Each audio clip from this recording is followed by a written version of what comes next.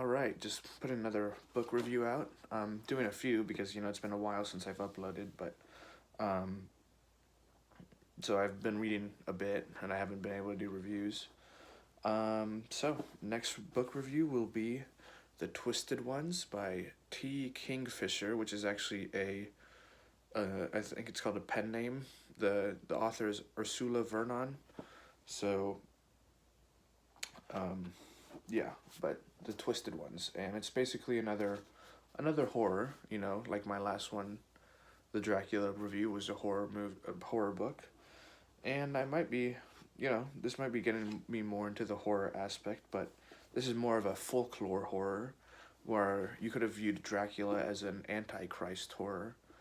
But so right away, basic premise is that this lady has to clean out her dead grandmother's house, and she finds weird things in the backyard. I don't want to spoil it too much, but yeah, that's the basic premise. So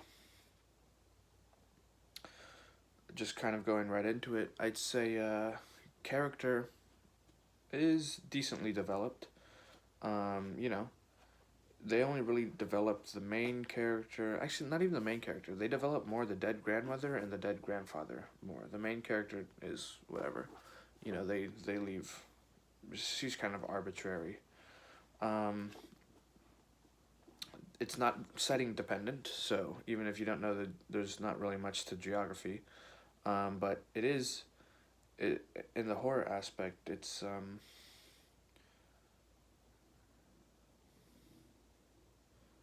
a nice little maxim that I keep saying. And I twisted my face like the twisted ones, and I lie on the floor like the dead ones. Good folklore horror. Has a really good horror aspect. Lots of intense, suspenseful scenes that have you like, whoa, like what's going on right now? Like you can picture yourself in these settings. And good horror. Nothing like unique, I would say. Setting is good. They describe the setting really well. They really, it's folklore, so they kind of like, there's some kind of portal to another world, and they describe the world really well. So they do a good job with setting. Um, Plot is kind of, it kind of loses you a bit. You can't really follow it well. And, I mean,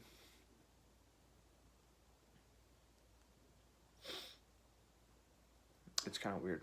I don't know. The book has a sense of uneasiness to it. There's a whole sense of uneasiness about it. It's good in that way. It's an unsettling type of horror. A horror that, almost an existential horror. But it's good. It's good. It's not unique, but maybe I'm just new, because I'm new to the horror scene. This is the second horror book I've ever read after Dracula, which I talked about, made a video about. So I'd say it's a decent book. I got it from one of the little free libraries, and it's like, in terms of length, not a lot of words per page. It's about, what, 380 pages, but, it's not a very heavy reading, so I'd say, like, I'd have to say, like, cumulatively 7-8 hours it took me to read it. It was a pretty fast read. So, yeah. What would I rate it? I would rate it as there was nothing unique about it, but it did have a good horror aspect, so if you're a horror fan, I'd rate it a 6.8. You should definitely read it. If you're not a horror fan and you just like reading, I'd give it maybe like a 6.1. And, but from my perspective, I might be getting more into a little bit of horror, so I'd have to say 6.5. I think 6.5 is like a decent read,